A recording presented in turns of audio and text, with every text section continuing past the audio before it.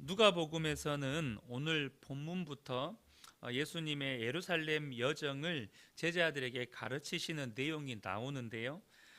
제자들은 예수님의 예루살렘 여정의 목적을 아직 이해하지를 못합니다. 예수님의 순한 예고는 매우 구체적이고 사실적인 언어로 진술됨에도 불구하고 제자들은 그 의미를 이해하지를 못했습니다. 그리고 이제 예루살렘을 향해 가는 여정 중에 여리고에 가까이 이르게 되자 한 맹인이 예수님을 향해 외치는데, 그 외침은 예수님의 정체성을 제대로 담고 있습니다. 예수님은 그를 치유해 주셨고 또 그의 믿음을 공개적으로 선언하시고, 그렇게 치유받은 이 맹인은 예수님의 예루살렘 여정을 따르게 됩니다. 예수님은 제자들에게 자신이 어떤 분이신지를 이제 본문에서부터 본격적으로 드러내시는데요. 온갖 고난과 수치를 당한 후에 돌아가시고 3일 만에 다시 부활하실 자신의 운명을 예고하십니다. 32절과 33절을 보면, 인자가 이방인들에게 넘겨져 희롱을 당하고 능욕을 당하고 침뱉음을 당하겠으며 그들은 채찍질하고 그를 죽일 것이나 그는 3일 만에 살아나리라 하시되, 그러니까 예수님께서 예수님의 운명에 대한 그 이야기를 추상적인 언어나 또 그 의미가 불분명한 어떤 그 문장을 사용하셔서 제자들에게 가르치지 않으셨습니다. 그런데 제자들은 이렇게 분명한 사실적인 언어들로 예수님 자신의 운명을 제자들에게 소개했음에도 불구하고 제자들은 그것을 전혀 이해하지 못했다는 것이죠. 이 장면에서 몇 가지 중요한 포인트가 있는데요. 먼저 이러한 예수님의 운명은 이미 구약에 예고된 일이었다는 것입니다. 31절 하반절을 보면 선지자들을 통하여 기록된 모든 것이 인자에게 응하리라 라고 말씀하십니다. 그러니까 예수님이 앞으로 당할 모든 일들은 우연히 예수님이 당했다거나 혹은 예수님이 지금 유대 종교 지도자들에게 미움을 받았기 때문에 그 미움의 결과로 일어난 일이 아니라는 것이죠. 예수님 당시 로마는 수많은 나라를 점령하고 있었던, 점령해서 식민지로 삼았던 제국이었습니다. 그래서 이 로마가 제국에 점령했던 식민지에서 종종 반란들이 일어났었습니다. 그래서 그런 반역자들이나 혹은 중범죄자들을 십자가형이라고 하는 무서운 사형 제도로 처벌을 했습니다. 그런 수많은 십자가 죽임을 당했던 사람들과 예수님의 다른 점은, 예수님의 이 십자가 고난과 죽음이 이미 수천 년 전부터 구약 성경에 예고된 대로의 죽음이라는 것입니다. 여러분, 예수님 외에도 십자가의 죽임을 당한 많은 사람들이 있었습니다. 근데 그 사람들과 예수님의 죽음이 다른 것이 무엇입니까? 예수님의 십자가 고난과 죽음은 구약 성경에 예고된 대로의 죽음이었고, 예수님은 그렇게 십자가에서 죽을 만한 죄가 없음에도 불구하고 죽임을 당한 의인의 죽음이었다는 사실입니다. 두 번째로 여기에 중요한 포인트가 하나 있는데, 그건 뭐냐면 예수님은 자신이 이렇게 예루살렘에 가면 십자가에서 매질을 당하고 채찍질을 당하고 십자가에 매달려 죽으실 것을 아셨습니다. 자신의 운명을 아셨어요. 다시 말하면 하나님의 뜻을 아셨습니다. 그러니까 이 예수님의 예루살렘 여정은 하나님의 뜻에 순종하는 걸음이었다는 것입니다. 그리고 그것은 예수님을 따르는 제자들에게 이것이 그들이 살아가야 하는 제자의 삶이고, 제자의 삶이 이런 길인데도 너희들은 따를 수 있겠느냐라고 도전하시는 것입니다. 이것이 제자의 삶이라는 것을 제자들에게 가르쳐주고 계시는 거예요. 여러분, 하나님의 뜻이 우리가 즐거이 따를 수 있고 또 우리가 그렇게 원하는 길이라면 얼마나 좋겠습니까? 그런데 하나님의 뜻은 우리가 즐거이 따를 수 없고 내가 원하지 않는 일일 때가 참 많습니다. 내가 즐거이 따르지 못할 때가 참 많아요. 왜 그렇습니까? 이사야 55장 8절과 9절을 보면 이는 내 생각이 너희의 생각과 다르며 내 길은 너희의 길과 다름이니라. 여호와의 말씀이니라. 이는 하늘이 땅보다 높음같이 내 길은 너희의 길보다 높으며 내 생각은 너희의 생각보다 높음이니라. 뭘 말씀하시는 것입니까? 하나님의 생각이 우리의 생각과 다르다는 것입니다. 하나님의 길이 우리의 길과 다르다는 것입니다. 그냥 단순히 다른 정도가 아니고 차원이 다르다는 거예요. 하나님은 우리가 보지 못하는 것을 보시고 우리가 생각할 수 없는 것들을 생각하시고 계획하시고 이루시는 분이십니다. 그래서 여러분, 우리가 하나님의 뜻을 여러분 따르지 못할 때가 너무 많은 거예요. 즐거이 따르지 못할 때가 너무 많은 것입니다. 안타까운 것은요, 제자들이 예수님이 이렇게 사실적인 언어로 예수님의 운명에 대해서 말씀하고 계실 때 제자들은 예수님의 그 말씀이 무엇을 의미하는지를 전혀 깨닫지 못하고 있었다는 것입니다. 그 말은 이 제자들은 예수님을 지금 따르고 있음에도 불구하고 영적인 눈이 여전히 어두운 사람들이었다는 것입니다. 그들은 예수님이 하시는 말씀을 이해하지 못했고 십자가와 부활에 합당한 제자도도 알지를 못했습니다. 34절을 보면 제자들이 이것을 하나도 깨닫지 못하였으니 그 말씀이 감추었으므로 그들이 그 이르신 바를 알지 못하였더라. 먼저 제자들이 예수님이 말씀하신 바를 제대로 이해하지 못하고 깨닫지 못했던 이유가 하나 있습니다. 그것은 뭐냐면 그들이 이해하는 메시아에 대한 이해함이 짧았다는 거예요. 이것은 세례 요한도 마찬가지였습니다. 세례 요한이 이해한 메시아는 구원과 심판의 메시아였습니다. 그래서 예수님이 오시면 유대 백성들을 심판하실 줄 알았어요. 하나님을 거부하고 회개하지 않는 자들을 심판할 줄로 알았습니다. 그래서 세례 요한조차도 제자들을 보내서 당신이 메시아입니까? 우리가 다른 메시아를 기다려야 합니까? 라고 예수님께 물어봅니다. 여러분, 제자들이 예수님에 대한 이해함이 이러했습니다. 예수님을 구원과 심판의 메시아로만 이해했습니다. 당연히 그러니까 예수님께서 어떠한 방법으로 그들을 구원하실지 또 언제 그들을 심판하실지를 전혀 이해하지를 못했어요. 여러분, 저와 여러분이 하나님을 바르게 아셔야 합니다. 성경이 우리에게 예수 그리스도에 대해서 어떻게 가르치고 있는지를 정확히 이해하셔야 합니다. 많은 성도님들이 예수님을 믿지만 자신이 가지고 있는 경험이나 혹은 자신이 가지고 있는 어떤 편협한 관점이나 사고로 예수님을 이해하는 경우가 생각보다 정말 많습니다.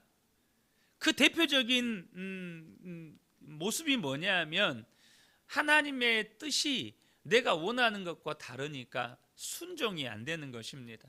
하나님의 말씀이 내가 원하고 바라는 것이 아니니까 순종이 안 되는 거예요. 그 말은 여전히 하나님에 대한 이해함이 지극히 얕고 지극히 편협하다는 뜻입니다. 여러분, 특별히 저와 여러분이 아셔야 될 건 뭐냐면 이처럼 말씀을 깨닫지 못하면 본문에도 34절에도 보면 뭐라고 되어 있냐면 그 말씀이 감추었으므로 그들이 그 이르신 바를 알지 못하였더라, 이렇게 말씀하고 있습니다. 그러니까 하나님의 말씀이, 그들은 이미 구약의 말씀을 배웠지 않았겠어요? 유대인들은 어려서부터 구약의 말씀을 배웁니다. 그러나 문제는 그들이 구약에서 메시아에 대한 예언의 말씀을 제대로 이해하지 못했다는 것입니다. 분명히 그들이 이사야 말씀도 배웠을 것이고 시편 말씀도 배웠을 것인데 그들이 구약에서 메시아를 향하여 가르치고 있는 바를 바르게 깨닫지 못했다는 거예요.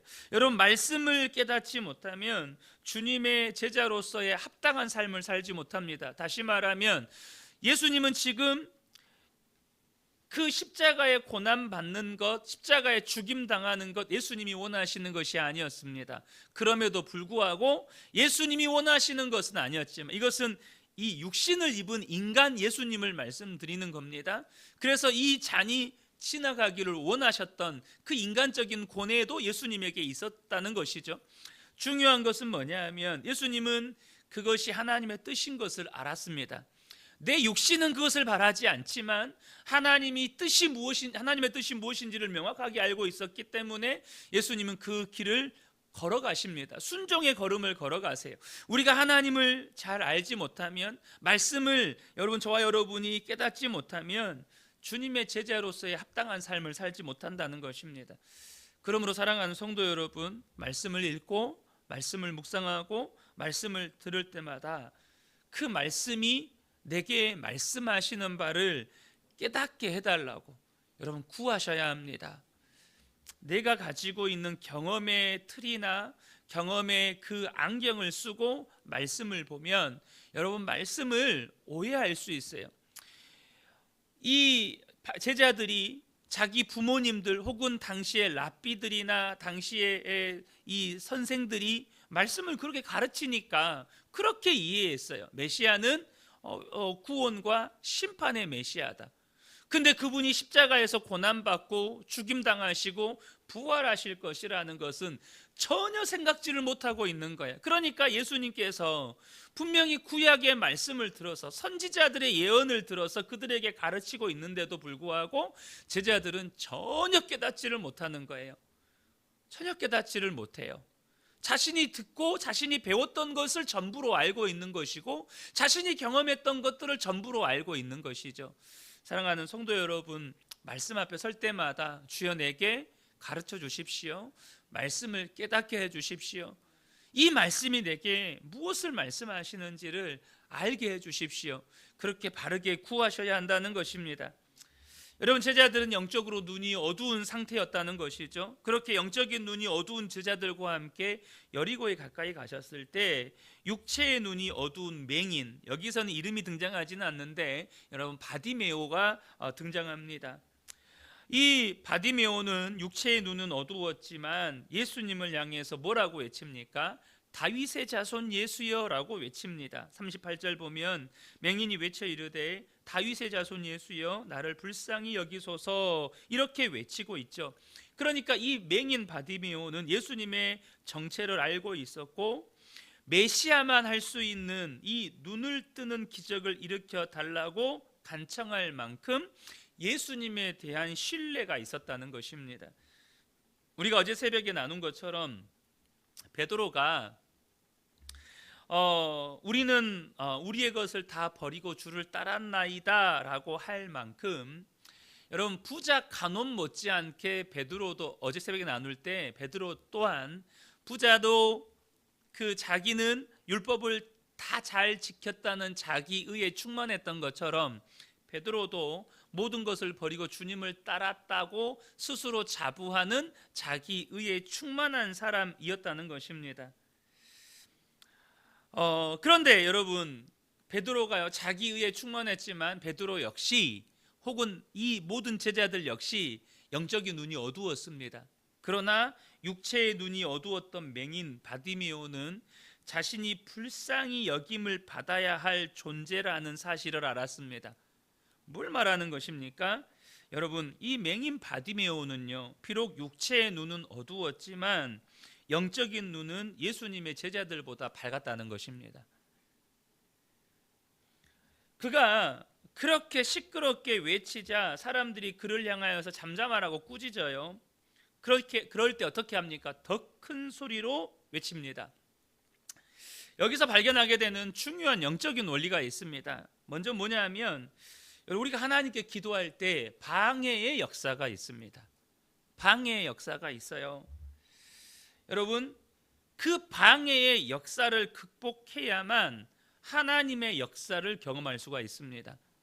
이것을 아셔야 합니다. 제가 언젠가도 한번 그런 말씀을 드린 적이 있는데 제가 수술을 하고 수술과 재활을 반복하면서 영적으로 굉장히 침체된 시간을 겪고 난 후에 하나님께서 다시 제게 은혜를 베풀어 주셔서 하나님께서 다시 이제 새벽 제단을 쌓을 수 있도록 저를 인도해 주셨습니다. 그런데 한 2년 시간 동안 영적으로 엄청나게 이렇게 침체되어 있던 상태에서 은혜를 받고 다시금 기도의 자리로 나갔지만, 제가 그때 기도를 하면서 경험했던 것 중에 하나가 뭐냐면 엄청난 영적인 짓눌림이었습니다. 기도를 방해하는 사단의 역사가 있었어요. 이것이 물리적인 역사가 됐든 영적인 역사가 됐든, 여러분 이 모든 건 다 영적인 역사입니다. 물리적으로 방해하는 사람이 등장하든지 간에, 제가 경험했던 것처럼 영적인 짓눌림이든지 간에 방해의 역사가 있습니다. 그때 제가 정말로 이 바디메오가 더 크게 하나님께 외쳤던 것처럼 저 역시 하나님 앞에 정말로 목숨을 걸고 하나님 앞에 외쳤던 기억이 납니다. 정말 목숨을 걸고 하나님께 외쳤어요.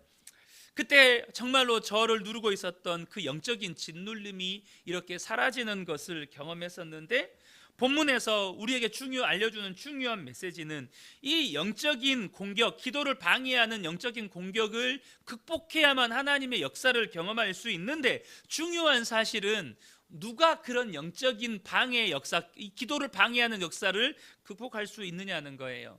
그것은 영적인 눈이 밝은 사람만, 영적인 눈이 뜨인 사람만, 다시 말하면 예수님이 어떤 분이신지를 알고 간절히 붙잡는 사람만 이 기도를 방해하는 역사를 극복하고 하나님의 역사를 경험할 수 있다는 것입니다. 여러분, 저와 여러분이 예수님이 어떤 분이신지를 아는 믿음의 눈이 열린 분들이 되시기를 축복합니다. 그 예수님 앞에 정말로 간절히 부르짖고 외치는 분들 되시기를 축복합니다.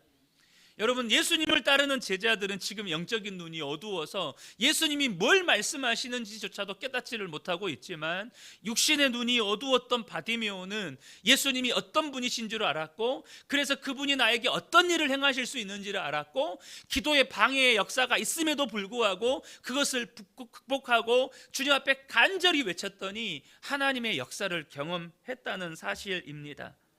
그래서 중요한 사실은 그렇게 하나님의 놀라운 역사, 이 눈을 뜨게 되는 역사를 경험한 이 맹인 바디메오가 그 이후에 어떤 태도를 취했느냐는 거예요. 43절을 보면 곧 보게 되어 하나님께 영광을 돌리며 예수를 따르니 백성이 다 이를 보고 하나님을 찬양하니라.